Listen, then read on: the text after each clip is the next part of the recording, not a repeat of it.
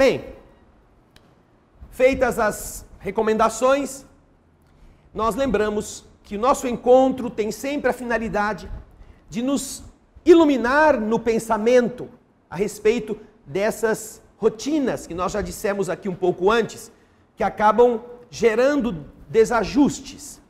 Nós aprendemos que somos capazes de enfermar contaminando-nos com patógenos que nos sejam transmitidos pelo ar, pelo toque, pelo alimento. Não há ninguém aqui que nunca tenha tido uma diarreia por ter comido uma maionese um pouco assim suspeita. Ou por ter passado naqueles botecos e visto uma salsicha boiando no molho meio verde, e falar, ai que delícia. Ou aquele ovo cor-de-rosa que o povo põe para cozinhar e com corante fica aquele ovo verde, amarelo, cor-de-rosa, eu quero um desse. E depois se arrepende amargamente. Certamente que estas reações biológicas não têm nenhuma ligação com o estado de humor da pessoa. É produto de algo nocivo que o nosso organismo responde com a diarreia para eliminar o mais depressa possível do seu interior. É uma resposta orgânica positiva. Porque isso, se não for feito assim, pode levar a pessoa à morte. Nós temos o sistema digestivo, ele é totalmente contaminado. Enquanto outros sistemas são sistemas fechados, sistemas estéreis, o nosso sistema digestivo, ele é aberto. Por isso que ele precisa de todos os tipos de ácidos para ajudar na diluição daquilo que nós comemos e na morte de todos esses contaminantes, que ainda assim podem sobreviver e causar vários problemas. Portanto, não estamos generalizando todas as enfermidades como sendo fruto de sentimentos ruins, de pensamentos torpes. Mas os espíritos já nos explicaram na semana passada que nós temos uma contribuição muito intensa produzindo desajustes orgânicos. Se nós podemos ter doenças que não são originárias da mente, a mente está presente em quase todas as enfermidades como fator piorador ou melhorador. Nós estamos tão acostumados a acreditar só no que vemos, só naquilo que nos toca os sentidos, que nós esquecemos da realidade, da verdade. Eu costumo sempre lembrar aqui, para você usar o seu pensamento de uma forma um pouco diferente da habitual, que o simples fato de você saber que vai encontrar uma pessoa em determinado lugar, uma pessoa que você não gosta, que já te fez sofrer em alguma ocasião, só saber que você vai encontrar com essa pessoa modifica o funcionamento do seu corpo. Sua pressão pode subir, você fica com gastrite, você perde o sono, começa a ter suor, você perde a fome, passa a ter problemas de diarreia ou de incontinência urinária e tem que ir ao banheiro várias vezes, só de pensar que vai encontrar aquela criatura. Aí no dia e horário que você ia encontrar com ela, você descobre que ela não foi. Passou 3 dias sofrendo, teve diarreia, não dormiu direito, a pressão subiu, teve que tomar remédio. E quando chegou na hora em que você estava pronta para aguentar o tranco, fica sabendo que aquela pessoa não compareceu na reunião. Ou seja, quem fez você sofrer não foi a pessoa, foi seu pensamento. Foi você que ficou reciclando sentimentos ruins, ficou reciclando lembranças negativas. E o que acontece é o seguinte, nosso corpo é feito de departamentos que o defendem tanto dos patógenos quanto de nós mesmos. Vejam só como é sábia a estrutura orgânica. Nós temos centros vitais. Nosso corpo possui centros de forças ou de órgãos que são nobres. E em função dessa nobreza, o nosso organismo defende estas áreas da nossa própria negatividade, dos nossos pensamentos ruins, fazendo com que outras áreas menos nobres se desajustem antes. Por que é que a pessoa tem uma crise de sudorese? Só de pensar que vai encontrar com uma pessoa que não gosta. Ou então tem uma crise dessas porque está chegando a hora de encontrar a namorada ou o namorado, ou aquela pessoa que ainda não é, mas você quer que seja. Porque a emoção mental produz uma tal reação sobre o corpo, seja na raiva ou na angústia, seja na euforia, que isso pode lesionar centros bastante nobres para a garantia da vida física. Se a pessoa estiver fragilizada fisicamente no coração, pode ter um infarto. Só da ansiedade de encontrar a pessoa que ela está querendo encontrar. Vocês sabem disso, tem gente que morre na frente da televisão assistindo um jogo de futebol, não é mesmo? Não é nem o perna de pau que está lá batendo nos outros, chutando uma bola. Se o time perde é porque perdeu e morre. Se o time ganha é porque ganhou e morre. Morre da desgraça e morre da alegria. Mas morre. Por quê? Porque aquilo que produziu em termos de emoção foi tão brutal que nem o corpo conseguiu defendê-lo. Mas em geral, todas essas emanações vibratórias que nós produzimos, a primeira fronteira de defesa do nosso corpo é propiciar que todos os terminais da sudorese, os terminais das glândulas sudoríparas, possam recolher essa atmosfera ruim e expeli-la em forma de suor.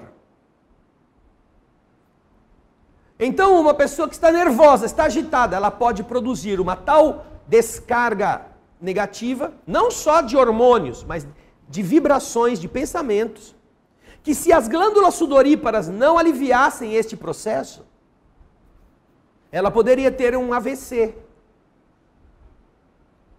um acidente vascular cerebral. Como, aliás, muita gente tem de preocupação. Então, a sudorese abundante nestas horas é uma demonstração do seu corpo que está dizendo para você o seguinte: escuta, nós estamos defendendo a sua vida suando bastante para você se aliviar nas tensões. Pare de criar essas coisas ruins para você mesmo. Equilibre-se. Respire fundo. Mude seu pensamento para que você não precise de outras coisas que são piores.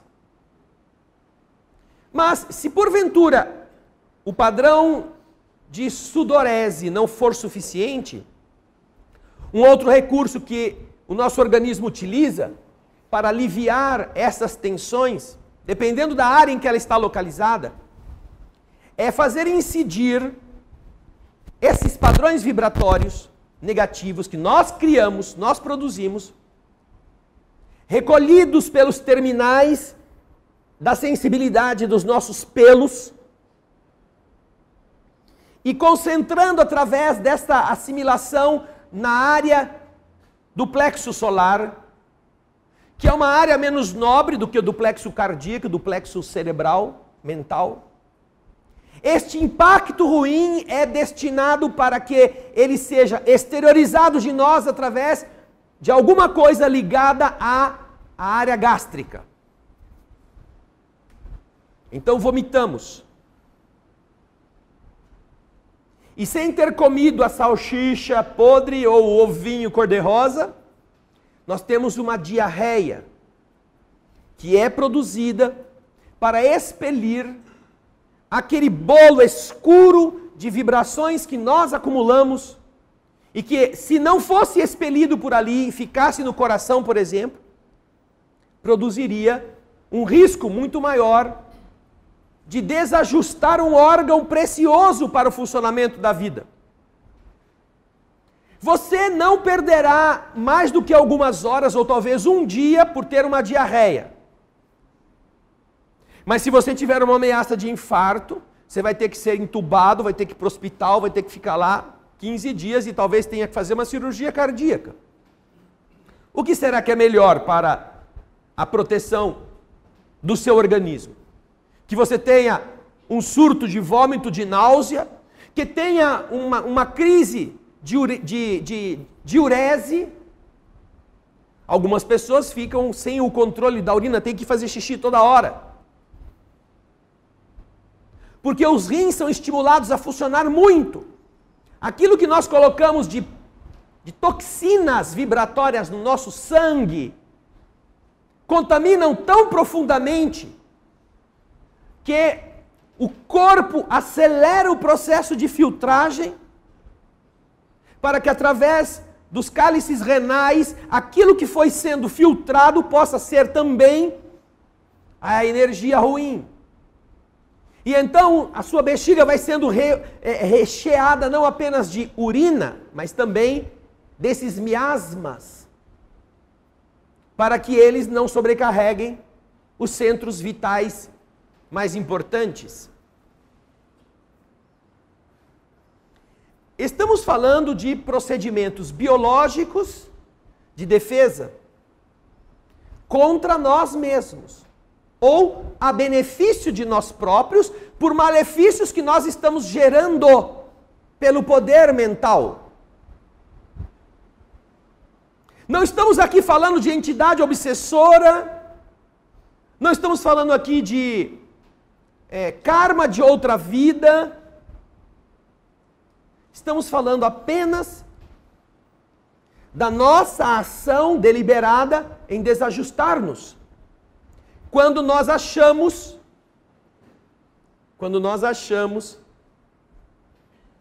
que somos coitadinhos, que somos vítimas, que ninguém nos compreende, que ninguém nos ajuda, que ninguém nos ama, nós entramos em processos de autodestruição. Agora, é verdade que existem espíritos que pioram a situação porque encontram em nós uma resposta harmoniosa com aquilo que eles também querem. Querem nos fazer sofrer e a gente aceita.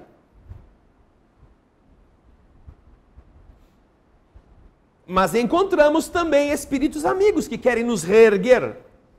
Espíritos protetores que estão ao nosso lado, que procuram nos infundir paciência, ânimo, boa vontade para vencer, para não nos deixarmos arrastar pelo impulso agressivo. Eles estão conosco. E é interessante, muitas pessoas na doutrina espírita têm medo do espírito obsessor. E alguns até falam, não, eu sou tão ruim que eu devo ter uns 30. Pode ser. Ai, você concorda aqui com isso? Pode ter até mais. Porque às vezes a pessoa fala assim, eu sou tão ruim porque eu devo ter uns 30 para dizer assim, não, você não é ruim não. Você não tem 30. Não. Olha, se é uma coisa mais óbvia que nós devemos ter sempre em conta, é o seguinte. Se você renasceu neste mundo, é porque você não é boa coisa. Ponha isso na sua cabeça. Este é o segundo pior mundo. Ele só ganha do mundo primitivo, onde a gente anda pelado em cima de árvore. E pelo tanto de gente que anda pelada por aí, você vê que nós estamos muito perto do mundo primitivo. Ou seja, nós estamos num dos piores, em termos evolutivos, dos piores mundos, dos mais atrasados. Agora, quem é que vai no mundo atrasado? Quem só pode ficar ali. E só pode ficar ali por quê? Porque não é adiantado. Não é mesmo? Ou você, quando foi para a escola pela primeira vez, entrou na 8ª série. Seu pai te levou, comprou a mochila, comprou a lancheira, comprou todos os livrinhos. Você é analfabeto, não sabe ler e escrever, nem o seu nome você é capaz de desenhar. Matriculou você na 8ª série. Poxa vida, o cara é um gênio. Está ainda falando Gugu Dadá tem fralda e já está na 8ª série. Nem pagando para o diretor você poderá acompanhar a 8ª série. É o nosso caso. Em termos espirituais, nós estamos neste padrão. Portanto, nosso espírito está neste nível. Então, nós somos iguais, com pequenas diferenças, a toda essa multidão de entidades invisíveis que também gostam das mesmas coisas que a gente gosta. É que a gente aprende a pensar que os obsessores são os capetas, né? São os demônios. Que é aquela tradição teológica da igreja, ou dos evangélicos, que atribui todo o mal à ação do Satanás. Mas na doutrina espírita a gente aprende uma coisa muito facilmente compreensível. Não podem existir ao mesmo tempo Satanás e Deus. É impossível. É logicamente impossível. Por quê? Porque se Deus é a suprema bondade, a absoluta bondade, como é que a absoluta bondade pode ter produzido a total e absoluta maldade? Como? O bem nunca produzirá o mal. Ele não possui o mal. É a mesma coisa que você pensar numa lanterna, que quando você acende, ao invés de ela iluminar, ela manda sombra. É aquela lanterna preta, assim, ó. Onde ela vai um foco de escuridão. Aí tem uma lanterna diferente, uma lanterna de escuridão. Oh, olha só que linda. A hora que se acende, fica tudo preto. Não, não é possível. A bondade não produz a maldade. Portanto, esse negócio do Satanás, do capeta, que fica lá eternamente querendo competir com Deus, deveríamos perguntar, quem foi que criou quem então? Deus criou o capeta? Ou o capeta criou Deus?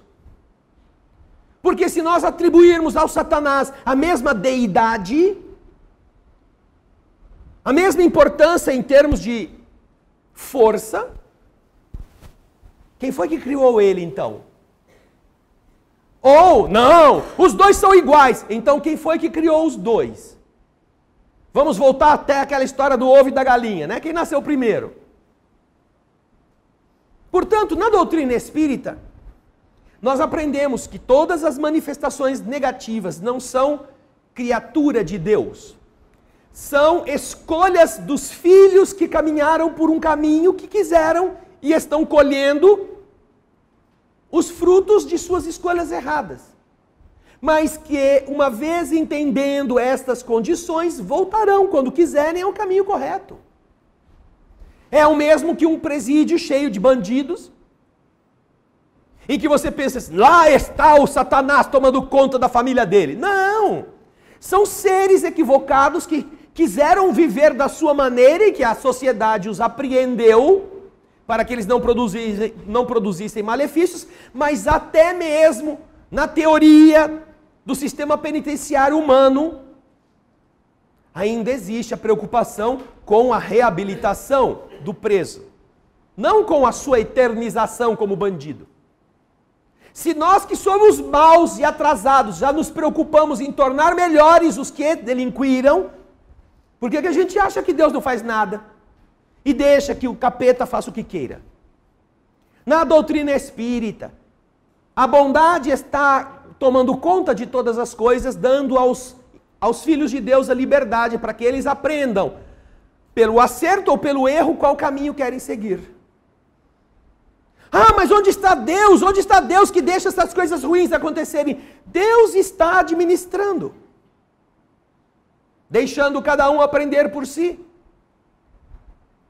Quando o seu filho foi para a escola e lá na escola botou fogo na cortina, onde você estava que não impediu que seu filho colocasse fogo na cortina? Você estava trabalhando.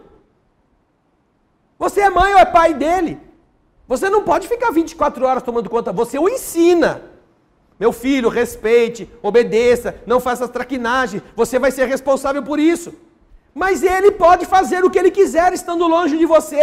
E ele só será um adulto quando ele entender que ele precisa respeitar regras.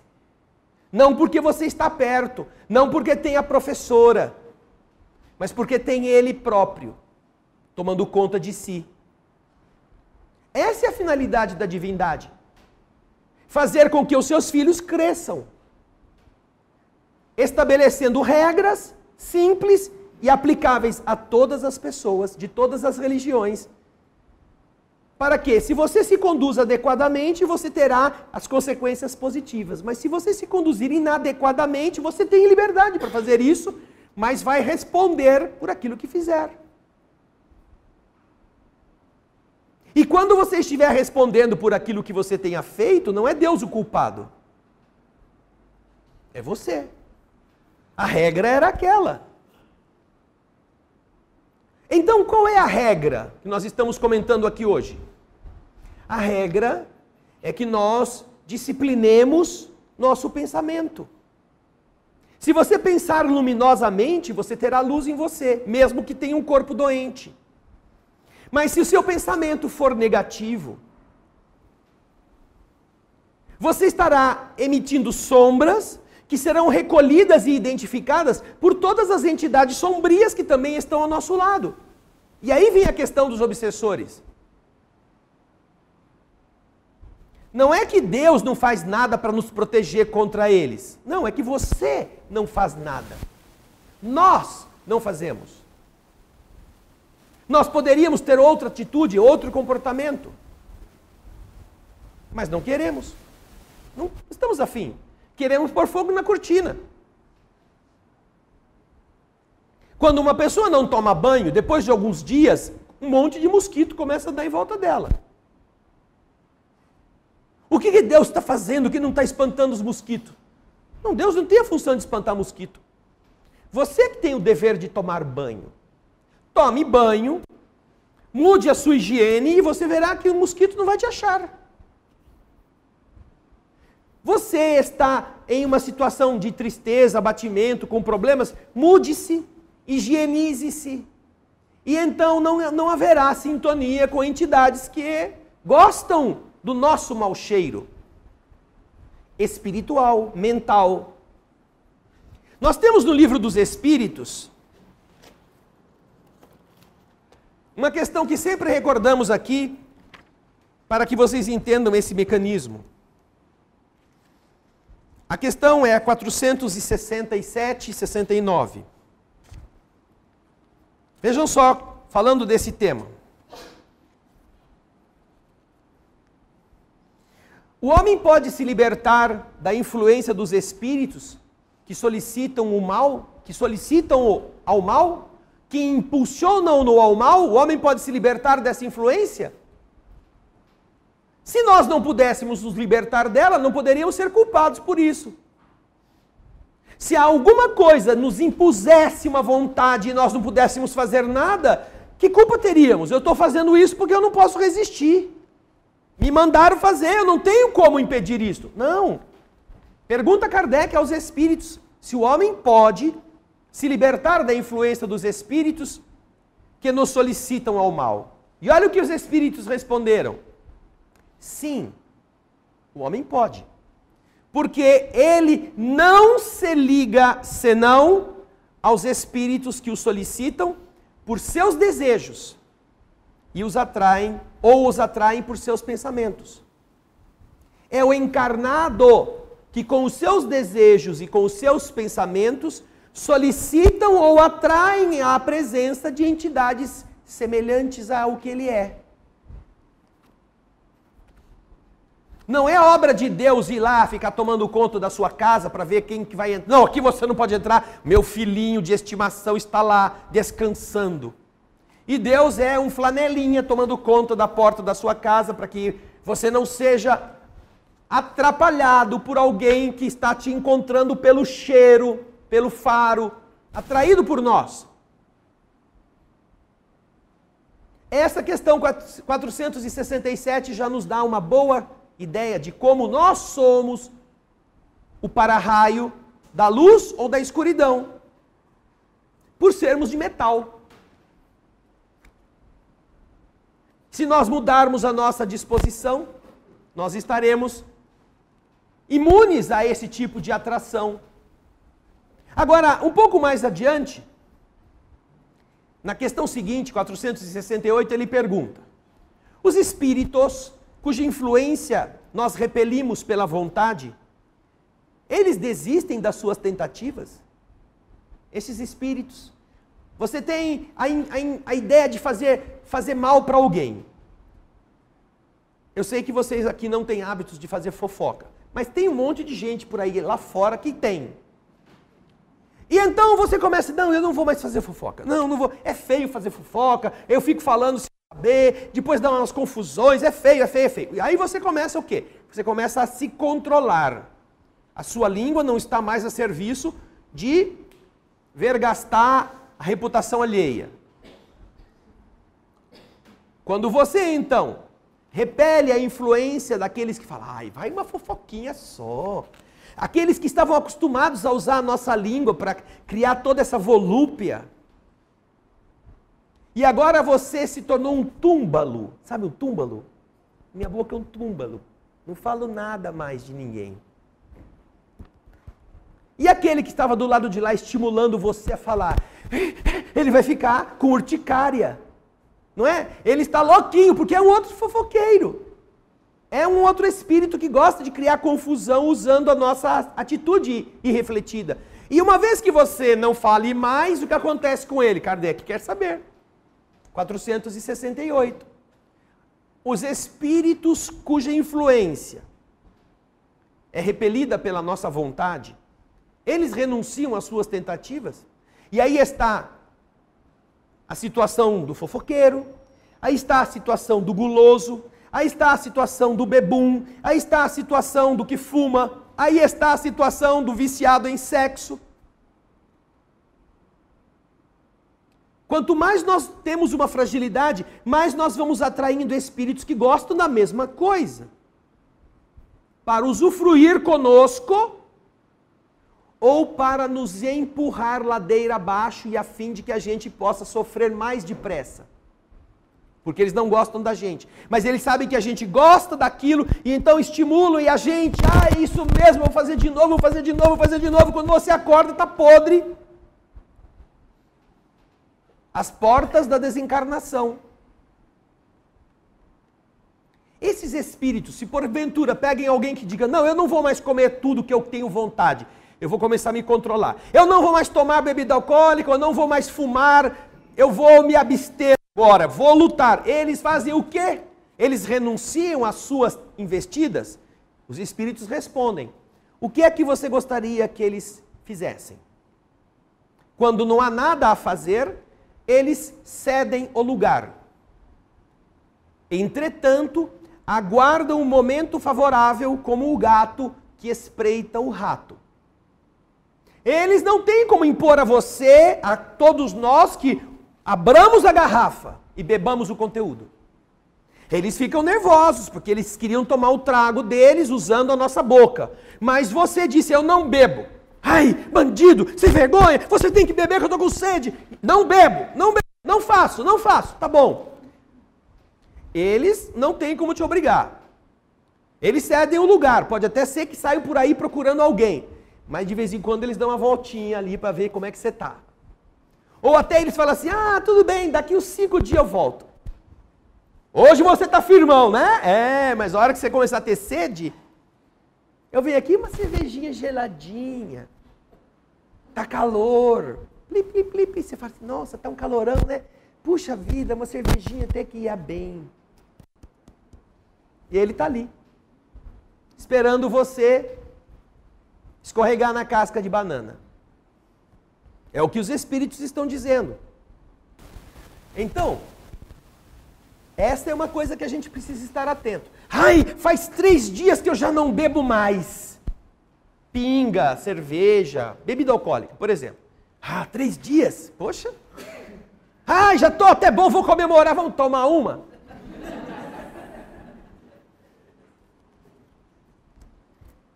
É por isso que as pessoas que vivem nos alcoólicos anônimos, eles podem não estar bebendo já faz 30 anos.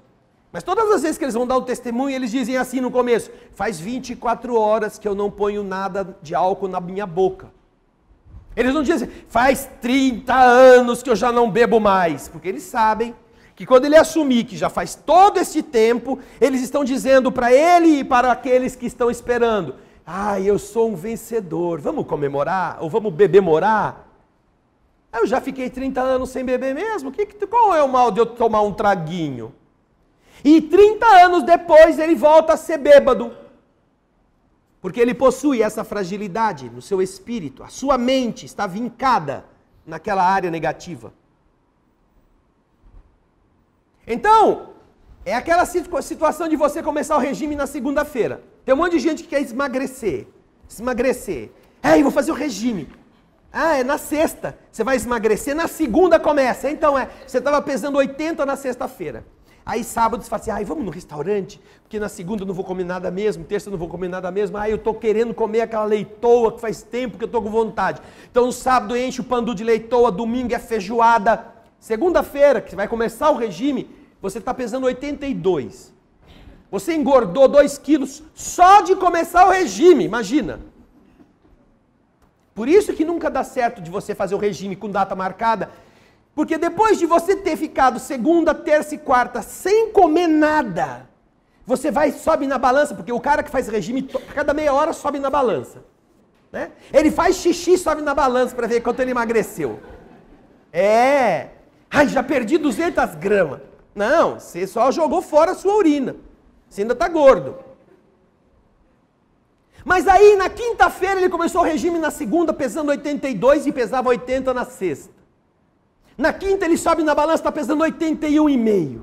Já perdi meio quilo! Amanhã vamos fazer uma happy hour para comemorar. A gente pega umas linguiças, né? um sanduíche de mortandela, aquelas mortadela grossonas assim. Ou seja, a nossa perspectiva de fazer alguma coisa que vai nos privar já nos coloca como alguém que fura o bloqueio antes de começar. Então é aquela história, você vai parar de comer bobagem? Pare já. Diante do sanduíche de maionese com as batatinhas.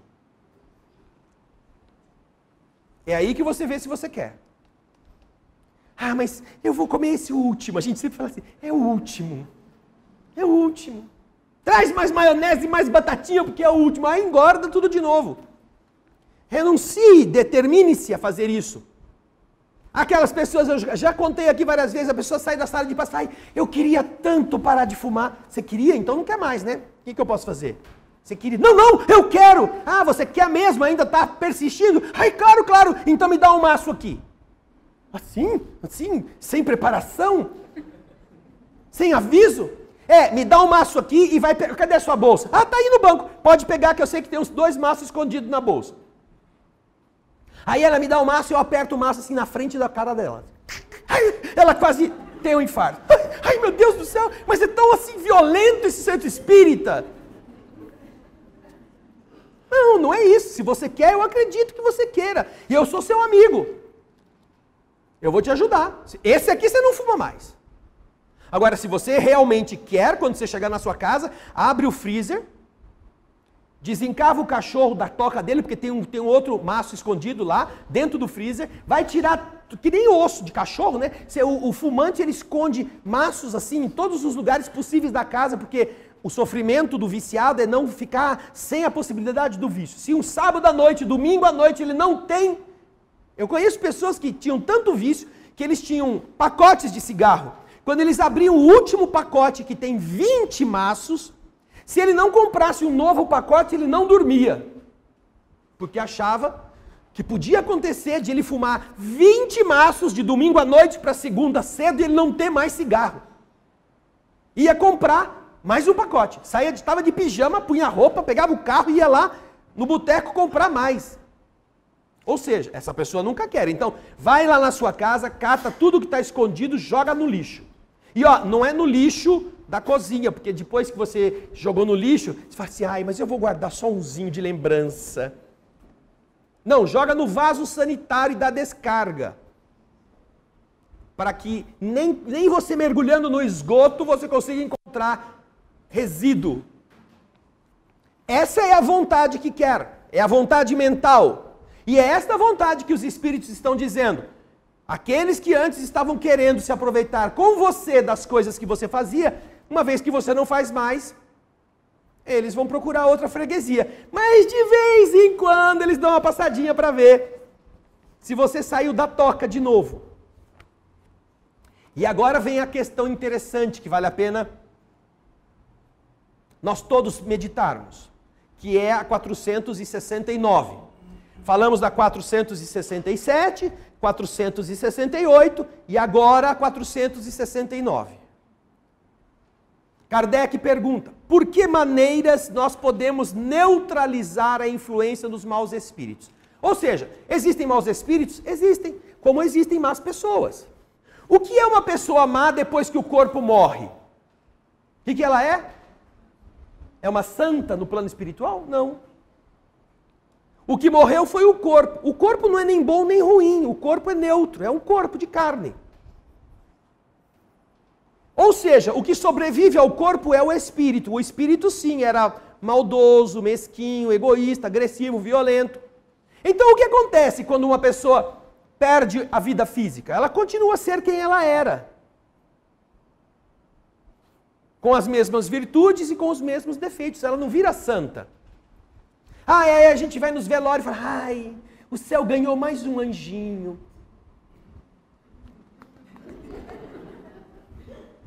Menos.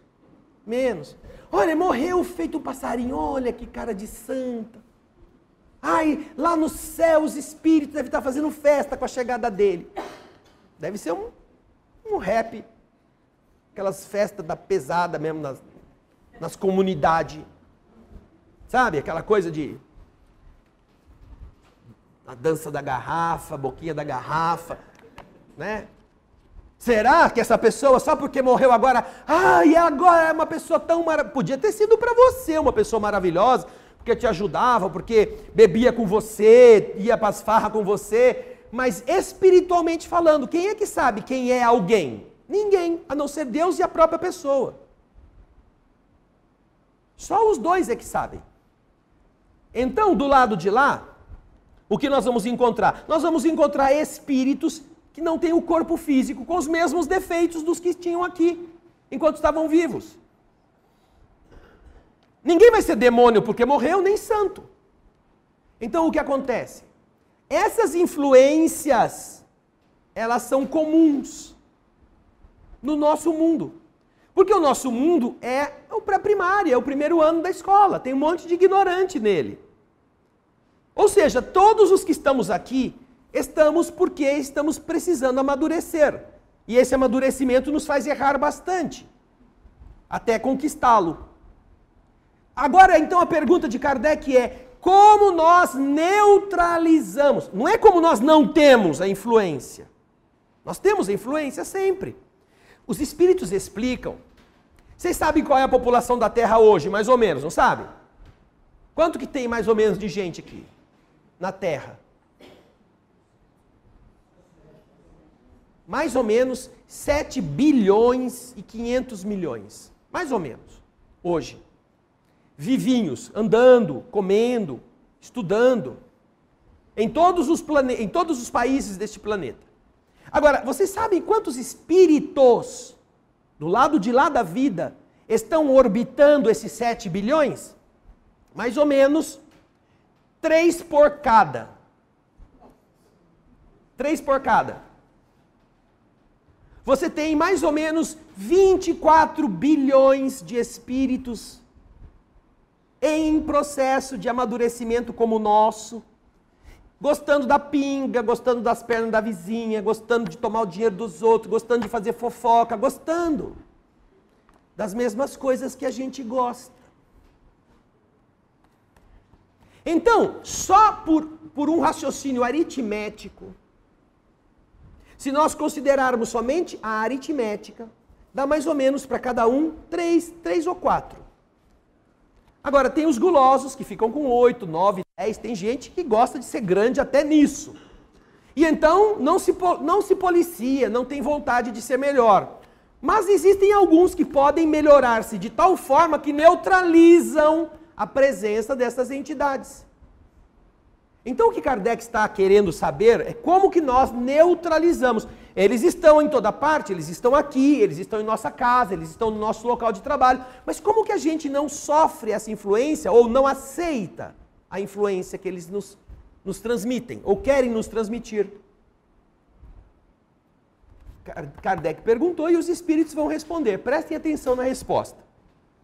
Fazendo o bem e colocando toda a vossa confiança em Deus, vocês repelem a influência dos espíritos inferiores.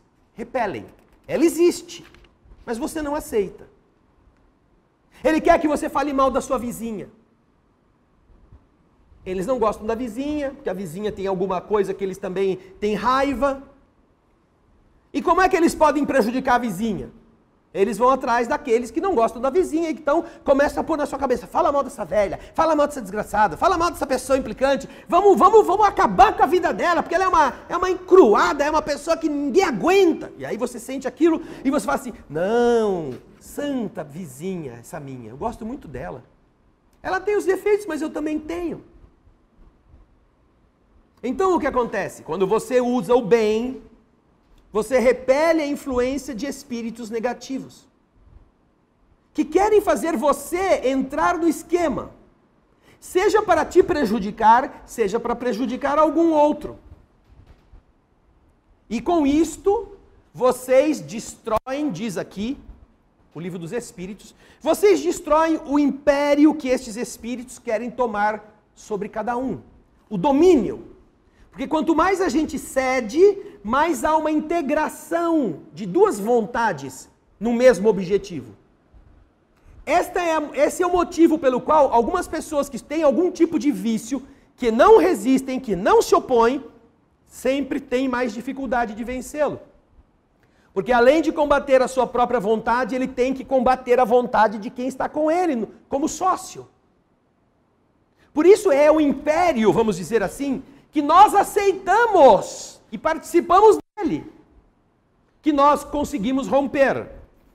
Evitem escutar as sugestões dos espíritos que suscitam em cada um de vocês maus pensamentos, que sopram a discórdia entre cada um e que excitam todas as más paixões. Não escutem isto.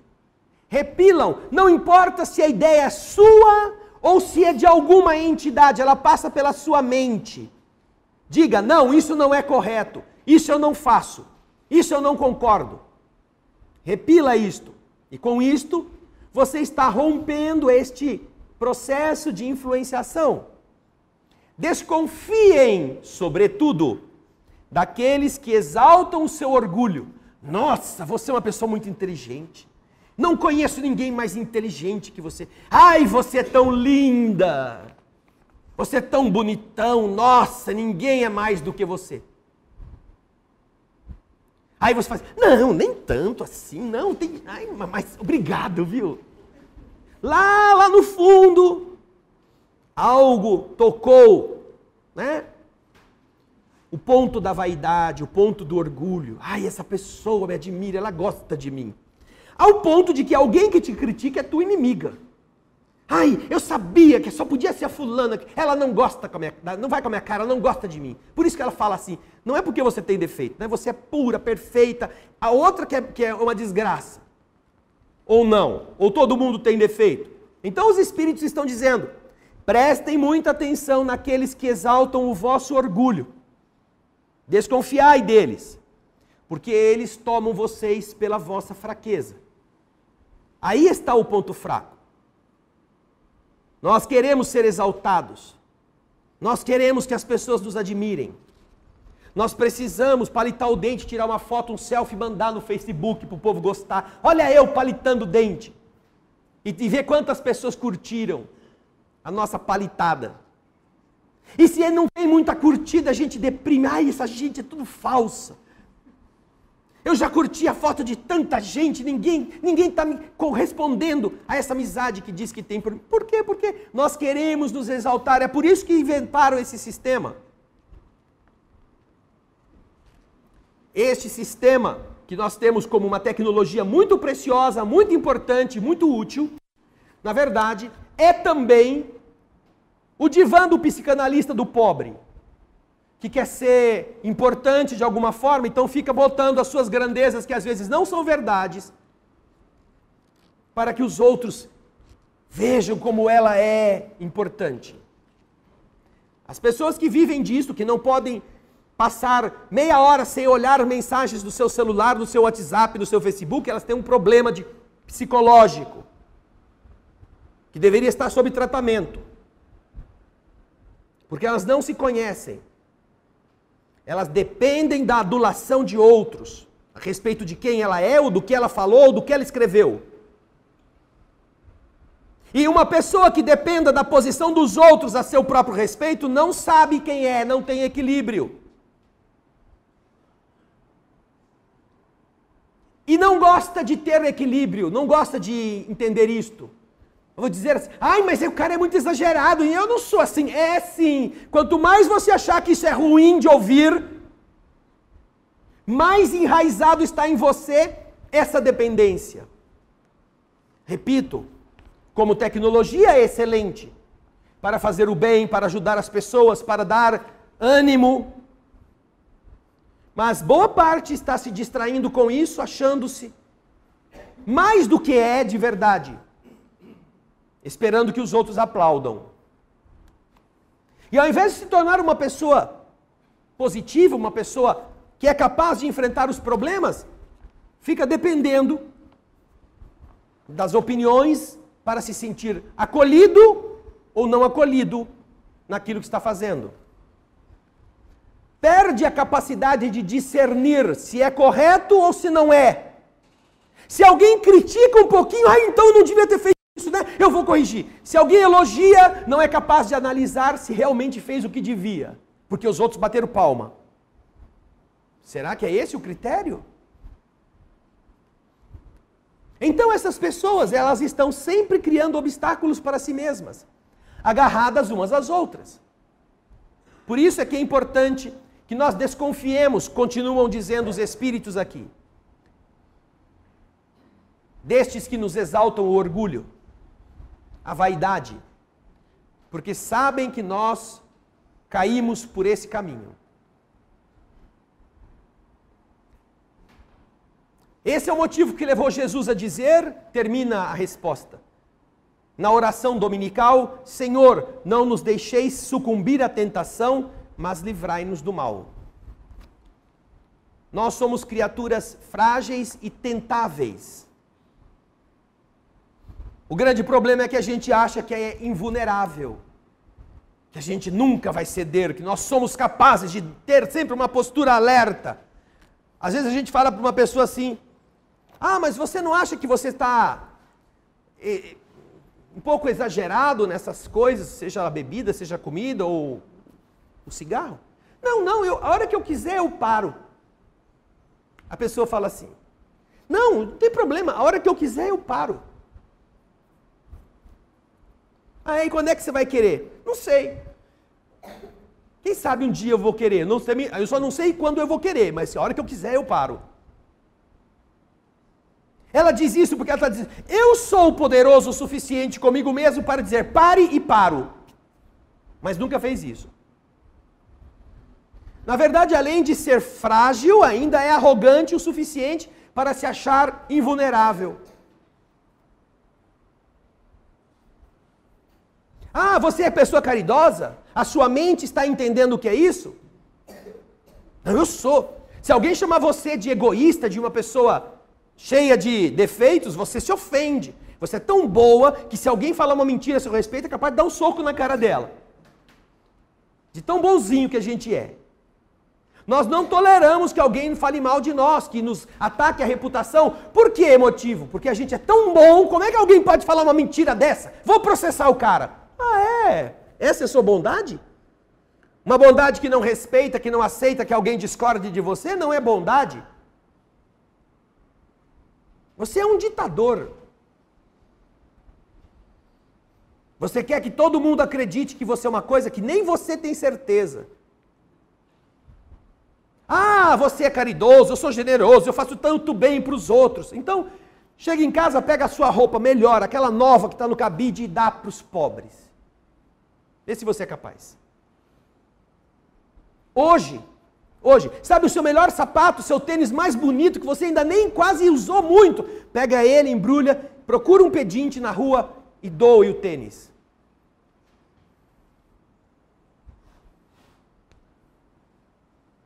Acabou de fazer um prato delicioso, porque vai vir visita na sua casa. Só que a visita não tem fome, você só quer agradar a visita, porque é uma visita importante, fez uma coisa diferente. Pega aquilo lá e procura alguém que nunca comeu aquilo que não comeu hoje e divida com ela. Aí compra lá uns Big Mac para visita. Não compra esse lixo não, que ela não merece. Nem se for a sogra. Faça uma salada de fruta, faça uma coisa gostosa. Light. Mas aquele miserável nunca teria comido se você não tivesse feito por ele. Será que nós somos realmente preocupados com os outros? Em fazer para eles aquilo que nós gostaríamos que alguém fizesse por nós? Aí estão as oportunidades de a gente tentar provar para nós se somos ou não. Agora, se você prefere perder um braço a dar aquela blusa nova, você não é tão caridoso assim. A sua caridade ainda está enroscando em um monte de coisa. Eu vou pegar o mais antigo. Já notaram que quando a gente, às vezes, está em casa e alguém bate na porta pedindo comida, você fala assim, eu não tenho nada de ontem para te dar. Algumas pessoas são tão assim, traumatizadas com isso, que elas batem e já pedem, só não tem pão velho para mim, para me dar? Aí a pessoa responde, não tenho, passa amanhã, porque eu só tenho pão de hoje. E aí a pessoa passa amanhã, você já fez torrada com o pão que ficou velho. Virou novo, torrada nova. Vejam só. A nossa mente tem dificuldade de enfrentar o que nós queremos para nós mesmos. E é nesse entendimento que a gente adoece. Porque a gente diz que acha bonito um certo comportamento, mas a gente nunca o adota. Na verdade, a gente mergulha nessa rotina do dia a dia e a gente vai fazendo as coisas sem pensar, achando que é normal, porque todo mundo faz. E a gente se defende com as rotinas religiosas que as igrejas oferecem. Não, domingo eu vou rezar, eu vou na missa. Na sexta-feira tem o culto protestante, o culto evangélico, que eu também frequento. Segunda tarde tem lá o Bezerra. Eu vou sempre. É tão bom tomar os passes de vez em quando, né? Não, tudo bem, é tão bom comungar na missa, é tão bom receber os aleluia lá dos evangélicos. Mas o que isso está transformando a gente em uma pessoa melhor? Será que é só nessa hora? Então a gente criou determinados setores de horários para a gente ser bom, ou a gente estar em contato com a bondade divina. E uma vez que a gente cumpriu aquela hora, agora a gente, na escala dos nossos compromissos, agora é a hora de ser do mundo. Então agora já fiz a minha parte, agora, Senhor, me ajuda porque eu vou dar um golpe daqueles bons, preciso da tua proteção, para dar certo. Já fui rezar, hein? Não esquece de mim. O espírito Humberto de Campos, no livro Da Terra para o Céu, conta uma historinha muito engraçada, em que a mulher chama o marido para ir no centro espírita, e ele nunca vai. Nunca vai, não quer saber de ir com ela no centro espírita. Aí um dia ela está nervosa, fala, nossa vida está ruim porque você não reza. Quem disse para você que eu não rezo? Respondeu o marido. Você nunca reza, eu chamo você para ir lá no centro espírita, você nunca foi. Nunca vi você indo na igreja, nunca vi você indo lá no templo evangélico, lá da sua cunhada. Nunca vi você rezando. Você nunca foi comigo na lotérica. Porque toda vez que eu vou jogar, eu rezo. Ele reza.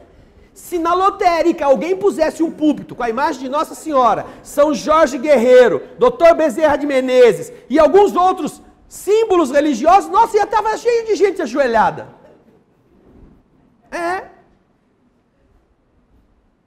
Só que a gente vai rezar lá para pedir coisas daqui, não é? A gente vai pedir que Deus nos ajude a conseguir glórias materiais. E não são estas as que nos abastecem como espíritos. Nós devemos nos lembrar que a nossa vida deve ser a nossa igreja. O trabalho onde estamos deve ser aquilo que mantém a nossa mente luminosa. Que cada palavra que você vai falar, cada frase que você vai dizer, cada conselho que vai dar, representam a sua intervenção celeste que ajuda alguém a que essa pessoa se reerga. Ah, mas eu estou infeliz, meu namorado largou de mim, sorte sua. Ah, meu marido me traiu com a vizinha e fugiu, sorte sua, azar da vizinha. Daqui uns 5 anos ela vai trazer ele de volta e você também não vai querer. E mesmo que ela fique feliz com ele, que bom, você fez alguém feliz. Já pensou se ele estivesse com você, com raiva, infeliz com você e você com ele? Pelo menos você permitiu que ele fosse embora e agora ele é feliz. Isso está creditado na sua conta. Ore por ele, ore por ela. Quando nossa mente estiver atenta, que na escola da vida, nesse nível pequeno de formação básico do conhecimento do nosso espírito, todas as coisas não são sofrimento, são lições. E quanto mais depressa a gente aprender, mais rápido a gente passa para o nível seguinte, você vai entender o que significa a bondade de Deus que deixa a gente vir para a escola. Quando você pôs o seu filho no primário, seu filho teve que sair da rotina da família, teve que sair da superproteção dos olhos dos pais e teve que começar a raciocinar. Pergunta se ele gostou. Ele gosta da brincadeira, a hora que ele tem que fazer tabuada, escrever na linha. Aí chega em casa com raiva. Não gosto, não quero mais ir para a escola, a professora é chata. Ela não gosta de mim, ela fica exigindo que eu fique desenhando em cima da linha, eu odeio a linha. A gente, quando vai na escola, odeia o caderno de caligrafia. Não encontrei até hoje um só que gostasse daquele caderno. Com uma linha já é complicado, imagina com 3. Uma em cima, uma no meio e outra embaixo. Você tem que fazer as letras com aquele barril. Por isso que todo mundo escreve feio. Pode ver, as letras são horríveis, porque a gente nunca aproveitou o caderno de caligrafia para entender o funcionamento. Falta de disciplina do espírito, mas você foi à escola, aprendeu a ler e escrever, coisa que era difícil, chata, e que parece que seus pais tinham criado para você um sistema de tortura, todo dia para a escola. Todo dia para a escola, chega em casa, fazer lição e ver se está bonito, se a letra está bonita. Quando minha mãe arrancava a folha do meu caderno de lição, era um sofrimento. Minha mãe era professora de escola, imagina então. A gente fazia lição, ela tinha que corrigir. Ela tinha errado, apagava uma vez. A gente fazia de qualquer jeito de novo, apagava a segunda vez. Quando a gente fazia a terceira vez, que ela tinha que apagar de novo, cada vez que você fez, apertou demais, o caderno foi ficando tudo assim, né? Os buracos na folha. Tá muito feio. Arrancava, agora eu tenho que passar limpo tudo, até as perguntas. Por que eu não fiz de uma vez só tudo certo? Né? Já tinha economizado. Então, tudo para nós, quando a gente ignora, é um obstáculo, a gente sofre, a gente acha ruim. Criança gosta, sabe do quê? Vocês já foram criança do pré-primário. Do que é que a gente mais gosta quando vai na escola? Do quê? Do recreio. Aqueles recreios do pré-primário nunca acabam, né? Quando você vai chegando mais marmanjo, o recreio tem 15 minutos, 20 minutos, mal dá para você ir no banheiro. Mas quando você é criança, começa e nunca parece que acaba. Dá para brincar de tudo que você inventa, ainda dá para brincar. Aí volta para a sala, faz uma meia hora de brincadeirinha lá e aí vou para casa. Mas tudo é complicado, ter que fazer as letrinhas no lugar, botar nome no carimbo, aprender o que é o conjunto. Que confusão, né? Aprender o que é conjunto unitário, binário, ternário, intersecção de conjunto, nossa, dá um nó nos neurônios. Você vai ter uma diarreia cerebral, porque é muito complicado. Escolha a fruta que está na intersecção dos 3 conjuntos. Ai, tem 3 conjuntos. 5 frutas em um, 4 frutas no outro, 3 frutas no outro. Ai, onde será que está esse negócio? A intersecção, onde agora a gente dá risada, mas quando você era criança, mãe, eu não gosto dessa escola, tudo é difícil. E quando chega na tabuada? Tabuada! Aí inventaram aquele lapinho, né? Cheio de tabuada, assim, que você vai rodando, você já sabe quanto que é 7 vezes 8. Eu vou tomar hoje na entrada da sala de passe. Quem não souber a tabuada do 7, não toma passe e não faz cirurgia hoje. Mas, pensou, quando vai para matemática, fazer conta, soma, subtração, divisão, multiplicação. Nossa, é quase, depois que a gente fica grande, o namorado largar de você. Estou sozinho. Você estava lá, é matemática. Só que aquilo que aconteceu te fez uma pessoa melhor. Você aprendeu as regras, você aprendeu a fazer conta. Hoje você pode ser um engenheiro, porque aprendeu. Como você será um espírito melhor, porque entendeu que o sofrimento na escola da vida não é para reprovar você, é para te qualificar. Então você não odeia, a não ser que como crianças espirituais nós ainda estejamos achando que Deus, o que mais queira é nos bater de cinta. Coisa que nenhum pai, quando põe o filho na escola, deseja fazer com ele. Quando entrarem na sala de passe, perguntem como estão administrando o próprio pensamento. Se estão usando dele como uma fonte luminosa. Se hoje pensaram boas coisas. Se falaram boas coisas para as pessoas, quantas pessoas hoje receberam da sua boca uma palavra de estímulo? Quantos? E quantas vezes você reclamou de alguma coisa? Xingou algum governante? Falou mal de alguma situação econômica, social, política? Quantas vezes? Porque é exatamente na utilização dessas maneiras de agir mentalmente que nós vamos melhorando ou piorando. Não é a sociedade que nos faz doentes. É a nossa insanidade que nos faz viver nessa sociedade como se fizéssemos parte dela. Você pode estar nela sem que ela esteja em você. Você pode agir de forma que ela se sinta beneficiada pela sua generosidade. Mesmo que ela não retribua isso a você. E ainda assim você estará cooperando com o plano de Deus. Porque eu tenho certeza que vocês já devem ter pensado assim: Deus não criou isto que nós estamos vivendo, não é possível. Não, não é mesmo. Fomos nós que criamos toda esta situação.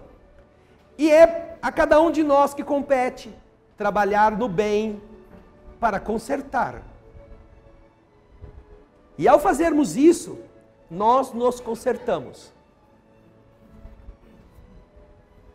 Há uma historinha muito bonita, que às vezes vocês escutam, que um pai que era diplomata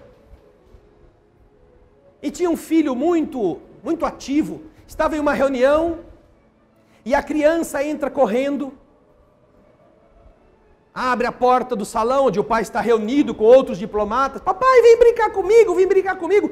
Não, meu filho, a babá vai atrás, mas o moleque é mais rápido do que ela. Não, meu filho, o papai está ocupado. A babá leva a criança para lá, daqui a pouco de novo ele volta à reunião, a criança arrebenta a porta de novo. Papai, vamos brincar, papai. Papai não pode, já falou com você. Os outros diplomatas meio sem graças, tendo que interromper a cada 5 minutos a reunião. Então, depois da terceira vez, o pai vai até o garoto. E ele vê que o menino tem um mapa, um desenho, um mapa do mundo. Aí o pai então pega uma tesoura, para fazer de conta que vai brincar com o menino. Para fazer o menino ficar entretido. Pega aquele mapa com todos os países, picota o mapa em vários pedacinhos.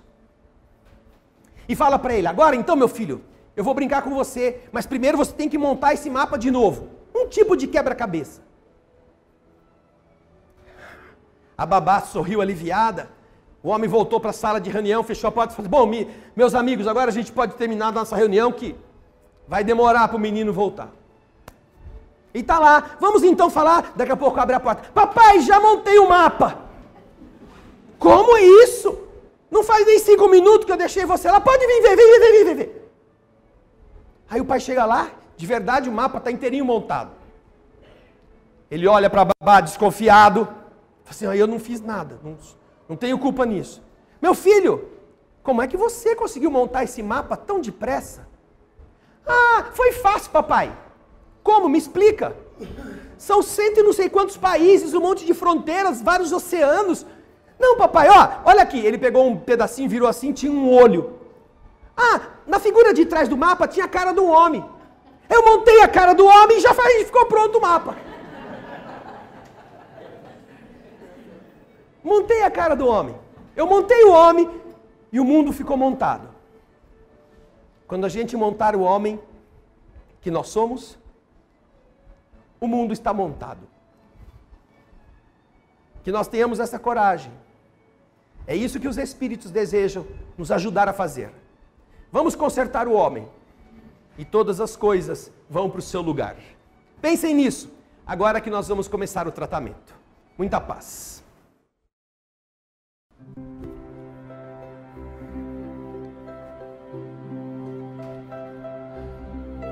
Obrigado, Senhor, por tudo aquilo que o Teu amor oferece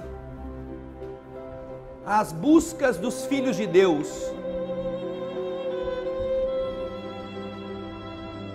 que muitas vezes em desespero, em aflições terríveis, só encontram o caminho da Tua casa, da casa do Pai que você administra, não importa qual seja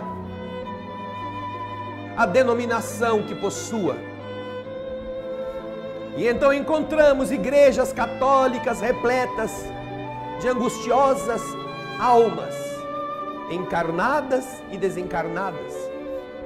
Templos evangélicos, budistas, muçulmanos, judeus, também repletos de criaturas infelizes que confiam nas forças invisíveis para terem esperança. E ao mesmo tempo encontramos, Senhor, criaturas cuja fé ainda tíbia não as faz acreditar em nada, não é forte o suficiente para vencer uma trovoada ou uma leve brisa que as desequilibre. Mas estas também são irmãs da nossa alma. E então, nos templos chamados de hospital, de presídio,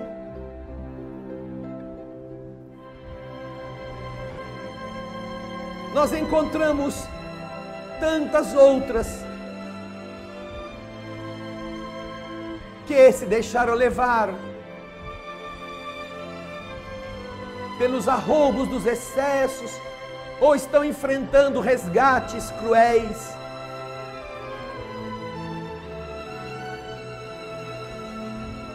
Tentando encontrar um caminho que as possa salvar. Não viemos aqui, portanto, Jesus, com a postura inconsciente e inconsequente dos que vão pedir para si, que vivendo no mundo de aflições, somente pensamos em nós e colocamos as nossas dores no centro do mundo, como se ninguém mais superasse em angústias aquela que nos fere. Não, Senhor querido, nós ainda temos muitos bens pelos quais agradecemos. coisa que está faltando aos nossos semelhantes, para os quais oramos, Senhor, a fim de que eles possam encontrar a serenidade de um pensamento luminoso que lhes dê esperança, de um coração terno que possa perdoar os erros dos outros, e da inspiração positiva que faça com que eles adotem pessoalmente as mudanças necessárias para terem uma saúde mais sólida e permanente. Nós viemos aqui para te ajudar a ajudar os demais. Por isso, Senhor, te oferecemos a canção uma vez repetida do coração. Alma